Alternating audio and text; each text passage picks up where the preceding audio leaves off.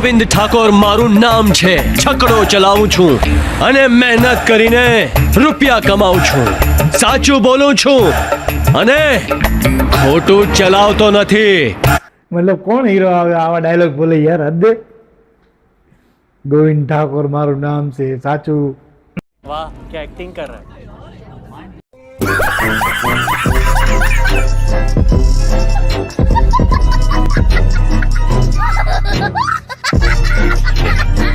જૂની ગુજરાતી ફિલ્મો આપણે જ્યારે જોતા ને નાના હતા ત્યારે તો એકદમ મજા આવતી.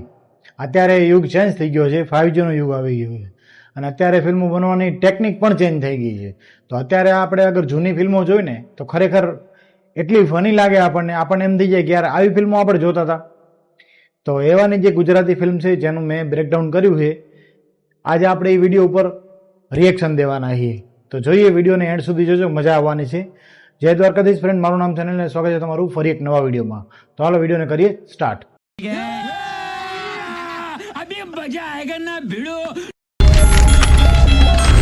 वो देखिए जनाब, પતંગ ઉડતી ઉડતી પાकिस्तान में वही गई है. की पतंग पाकिस्तान में आ रही है. हमारे होते हुए हिंदुस्तान की सरहद पार करके पाकिस्तान में आने की जरूरत किसी की नहीं हो सकती जनाब. मतलब हमारे होते हुए किसी की भी जरूरत नहीं हो सकती कि हमारे पाकिस्तान में आ जाए. पतंग હું પૂછીને આવશે.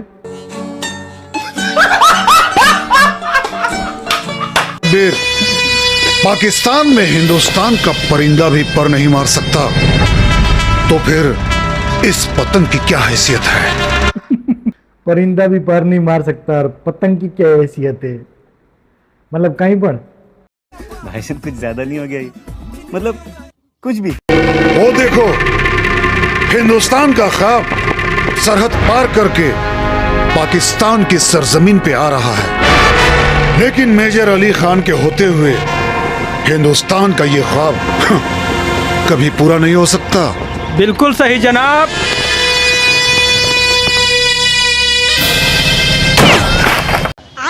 कौन લ્યો બોલો. મતલબ ખીચામાંથી પિસ્તોલ કાઢી અને પતંગને ફોડી નાખી. मतलब હદે કોઈ રૂલ્સ કે રેગ્યુલેશન છે જ નહીં. मतलब સરકારે કીધું કે હિન્દુસ્તાનમાંથી કાંઈ પણ આવે ભડાકા દઈ દેવાનું સીધું. कैसे कैसे लोग रहते हैं यार यहाँ पर. साला तुमको पागल कुत्ते का गाड़ी उठा के ले जाएगा बता रहे हैं हम.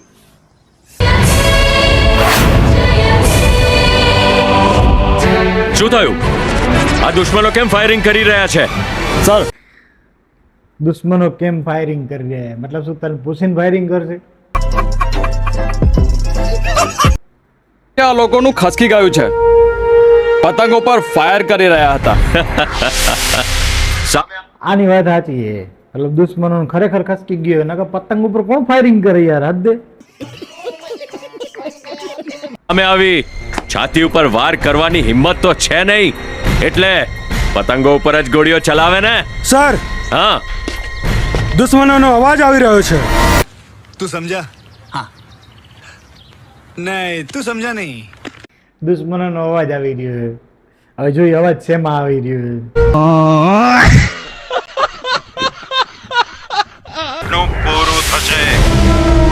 आमीन. फिक्र मत कीजिए जनाब, इंशाल्लाह ऐसा ही होगा. एक दिन पूरा हिंदुस्तान हमारे कब्जे में होगा, हमारे कब्जे में. મોકલી દો હથિયારો.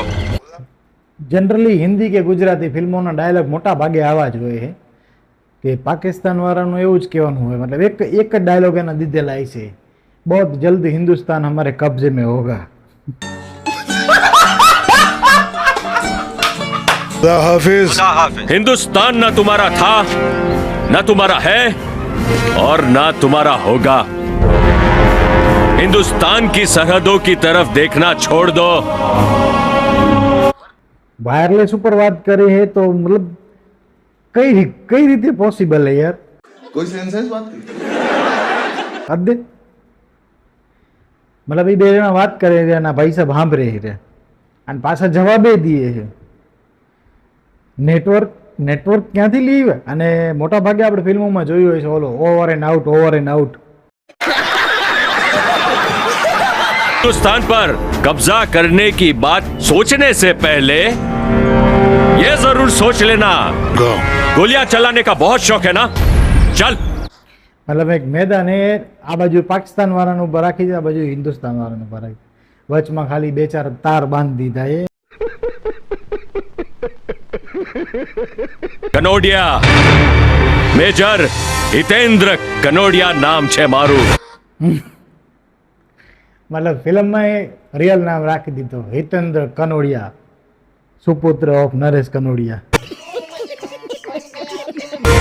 હું સાચાને સતાવતો નથી અને ખોટાને બચાવતો નથી. ચાલ.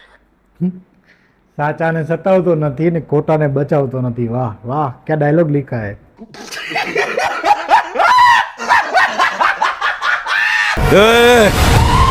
સાવજ બગડે તો જંગલ થથરે, પણ બાપુ બગડે તો 52 કામ ફફડે. આ ડાયલોગ આનો બહુ ફેમસ થયો હતો નહીં? क्या सोच है रे तेरी, मानना पड़ेगा. લઈ જવાને અને આની લાશને ક્યાંક ભોમાં ભંડારી દેજો. લઈ જવાને ને એની લાશને ક્યાંક ભોમાં ભંડાર દેજો.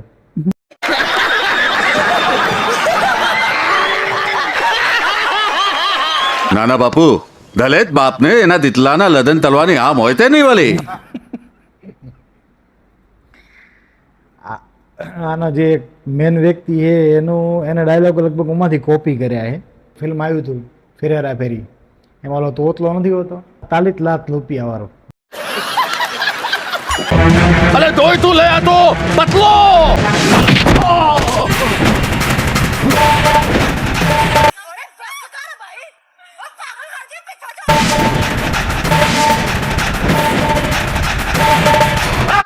મતલબ કેટલા એંગલથી એને શૂટ લીધું છે હીરોનો. આગળ પાછળ ઉપર નીચે કોઈ જગ્યા બાકી નથી રાખી. अरे बस कर, रुलाएगा क्या?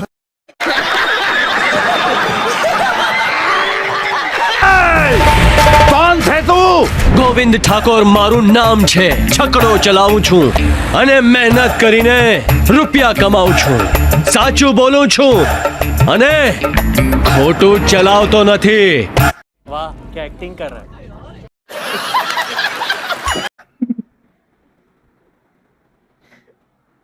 મતલબ કોણ હીરો આવે આવા ડાયલોગ બોલે યાર, હદે. ગોવિંદ ઠાકોર મારું નામ છે, સાચું બોલું છું, ખોટું ચલાવતો નથી. तुमसे ना हो पाएगा.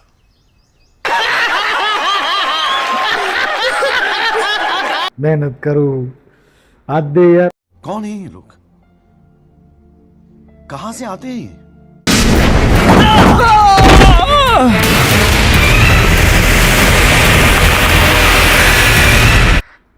ખરેખર ગુજરાતી ફિલ્મ ઇન્ડસ્ટ્રીની કંઈક તો આ લોકો જ પથારી ફેરવી છે. अरे बाप रे, ये तो धोती खोल रहा है.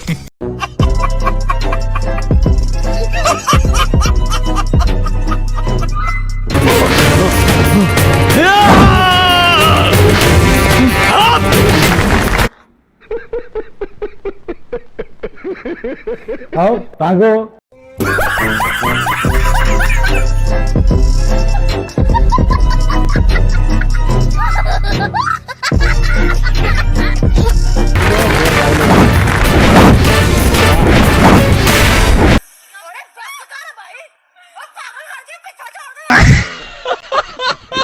રાજપુર જાવ છે મારે, લઈ જશો મને? ચાલો બેસી જાઓ છકડા પર ફટાફટ. હા હા બેસી જાઓ બેસી જાઓ. ગોવિંદનો છકડો છે, ગોવિંદ ઠાકોરનો. તમે ગોવિંદનો ઝકડો છે, ગોવિંદ ઠાકોરનો.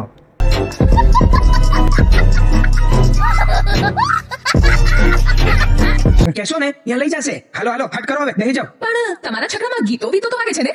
ગીત. ગીત તો હવે બીજા ભાગમાં વગાડશે ગોવિંદ.